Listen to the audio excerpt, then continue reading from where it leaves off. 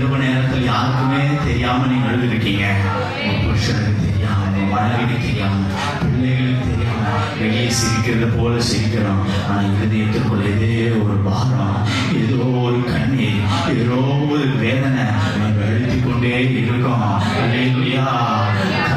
நம்மளை அரவணைக்கிற தேவனாக இருக்கிறார். கரங்கள் வைத்து நாம் சொல்லுங்க பார்க்கலாம். ஒருவனை அவன் தாய் தேற்றுவது போல நாம் உங்களை 66ஆம் அதிகாரத்தில் வாசிக்கிற ஒருவன் தன் தாய் தேற்றுவது போல கர்த்தர் நம்மளை தேற்றுகிறார்.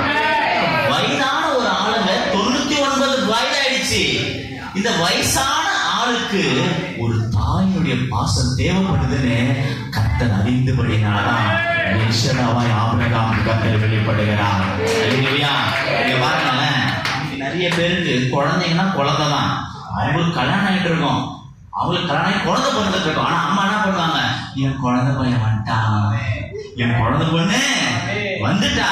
இல்லையா, அவங்களுக்கு இருக்கும் 30 வயசு 30 வயசு 35 வயசு கல்யாணம் ஆகி குழந்தை கிடைக்கும். ஆனாலும் அம்மா என்ன பண்ணுவாங்க, இப்போ சொல்லுவாங்கல்ல, என் குழந்தை பையன் வந்துட்டான், என் குழந்தை பொண்ணு வந்துட்டா.